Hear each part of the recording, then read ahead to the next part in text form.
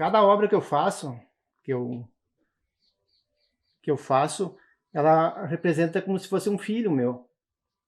Então, quando a gente acaba ela, na hora de vender, tu tem um pouquinho de dó de vender, porque a gente se empenha tanto naquela obra, e aí acaba, parece que um filho se foi, mais um filho, né, que se foi, que foi pro mundo, né.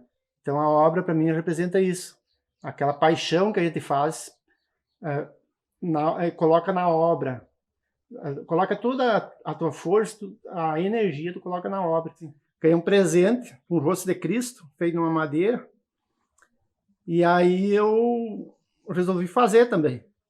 Eu fiz um outro rosto, né? Dei uma olhada e fiz um outro rosto. Daí, a partir dali, comecei a fazer. E daí fui reproduzindo, mas daí demorou um pouco de tempo, né? Até o pessoal acreditar no meu trabalho. Outros me chamavam de que não tinha o que fazer, né? Fazia escultura. Daí, porque nos dias que eu trabalhava na lavoura, então, o dia que chovia, eu ia para fraquejar madeira. Aí eu pegava qualquer madeira, às vezes não tinha uma madeira bem própria, mas aquilo, para mim, é... Então, acho que é um dom que veio comigo, né?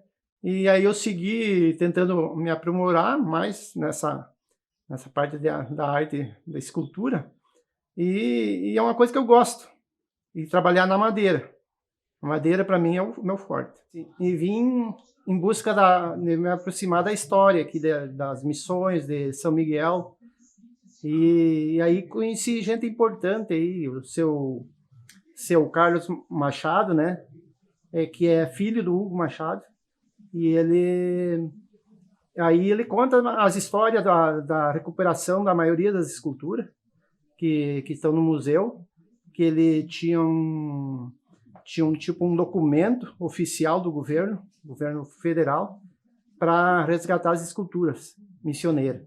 E nesse tempo aí eu comecei a fazer esculturas, a reproduzir esculturas, réplicas das esculturas que estão no museu hoje, e o que eu sei que seria a terceira reprodução, né? Não só por mim, mas por outras pessoas que fazem, né? E que a primeira vinha uma espécie de uma escultura pequena de lá, e eles faziam, reproduziam maiores aqui, né?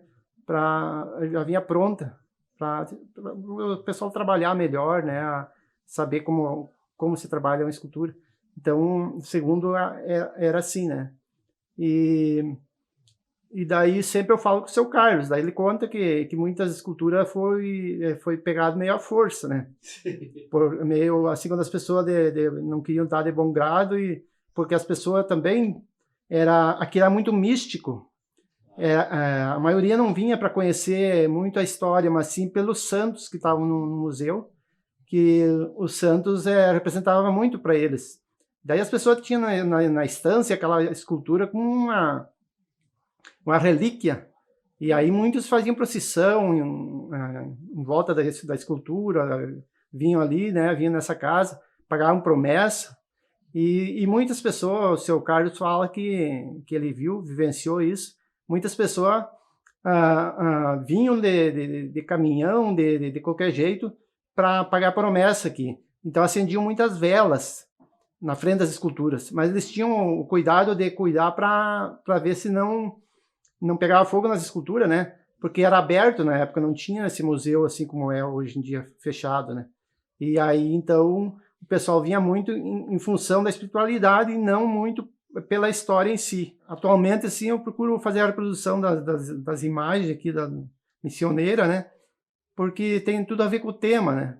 E eu gosto porque elas são muito bem trabalhadas, muito bem elaboradas, com muito movimento, a maioria das esculturas. Então, é por isso que eu procuro fazer. Eu acho que toda a pessoa que começa, ela experimenta várias modalidades, jeitos, ou se inspira em alguma outra escultura, faz um pouco diferente, mas muitas vezes é a inspiração mesmo. Estou deitado e vem a imagem e eu reproduzo ela. Depois vou lá e pego a madeira e reproduzo. Tem pessoas que falam que me perguntam se eu estava dormindo quando eu estou iniciando uma escultura. Acho que o alto grau de concentração, eu consigo imaginar a escultura, ela no chão, quando ela é grande, né? Escultura deitada, quando ela é grande no chão, eu tenho que imaginar se ela cabe naquele espaço que eu pretendo. ela tem um corpo físico, né, que a gente consiga fazer dentro daquele espaço. Então, eu fico mais ou menos uns 20 minutos olhando para a madeira, observando. Se não dá aquela, tem que procurar outra. Então, sempre tem eu sempre digo, sou arquiteto, engenheiro e produtor ao mesmo tempo, né? Porque eu tenho que fazer as três coisas, né? Eu tenho que saber se aquela madeira dá, se é própria, um monte de coisa que a gente tem na hora ali. E daí me dá esse tipo... As pessoas dizem que eu estou com um aspecto de cansado, mas não é alta concentração. Para iniciar precisa disso, dessa energia, né? Precisa dessa concentração. Até eu brinco com a minha mulher que agora não fala comigo, porque eu estou concentrado, né? Prefiro, né? E depois de eu esboçar, aí tranquilo, posso parar, ficar um mês sem, mas ela está esboçada, mas eu preciso daquilo. Eu sempre falo que parece que é uma coceirinha que dá na hora de fazer. Dá aquela vontade de fazer a inspiração, né? Tem vários tipos de madeira, mas a gente escolhe aquelas mais fáceis de trabalhar, né? Que nem sempre a madeira macia, que eu trabalho bastante, fica um acabamento melhor, né? Interessante seria a dura, a madeira dura, tu consegue fazer um acabamento melhor nela. Mas a gente pega agora, com essa extinção quase do mato, né?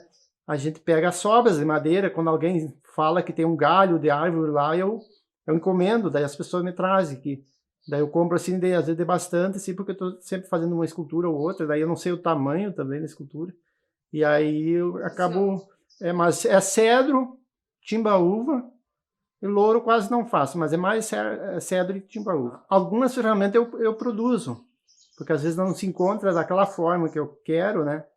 Então, mas a maioria é comprado, mas muitas vezes eu faço. A faquinha de fazer o acabamento, aquela faquinha mais afiada, né? Eu mesmo faço as facas, que é aquela que senta bem na mão, que não te judia da mão, né? Então, eu mesmo faço as ferramentas. Normalmente, eu procuro fazer o que o turista procura mais, que é aquelas esculturas, porque as que mais saem, normalmente, é as que eu mais faço, né? Que seria o São Miguel Arcanjo, que tem tudo a ver com a história aqui, e as Nossa Senhora também, o Santo Isidro, que é da colheita também.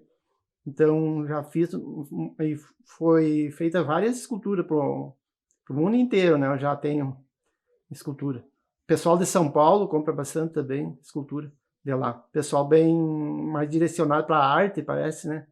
De São Paulo é o que mais compra. Depois Porto Alegre, e outros estados. Tempo e o Vento, filme mesmo do Tempo e o Vento, né? Sim. Fiz 5 esculturas grandes, né? Para o cenário do Tempo e o Vento, cenário do filme, né? Muitas eu não vendo porque faz parte do meu trabalho, até da evolução, que eu acho do meu trabalho, que a gente nunca chega à perfeição, sempre digo, tu tá sempre aprendendo, tu nunca vai chegar à perfeição. Então, eu deixo umas peças mais antigas, justamente não vendo, para ter essa noção e para as pessoas saberem da minha trajetória, né? Eu venho da terra de origem mais alemã, que é Caibaté, e lá as pessoas parece que valorizavam mais, porque sempre anunciavam meu nome onde eu ia, num evento e coisa, então tinha essa valorização. Aqui não sinto toda essa valorização. Mas eu também entendo que é uma porcentagem de pessoas que gostam também da arte, também não é todo mundo, né? E com o tempo, é a gente que tem que ir divulgando, não pode esperar muito dos outros, né? Então, não espero muito, mas eu sou bem conhecido, assim, como o cara que trabalha com madeira. Eu escolhi o Santo Isidro porque ele é protetor dos trabalhadores. Eu me considero um trabalhador, um lutador, então... E ele tem uma imponência tão grande, tão bonita, que ele eleva até o sentimento da gente, né? Que está direcionando para Deus e está com aspecto, uma fisionomia de uma pessoa que está positivamente pensando, né?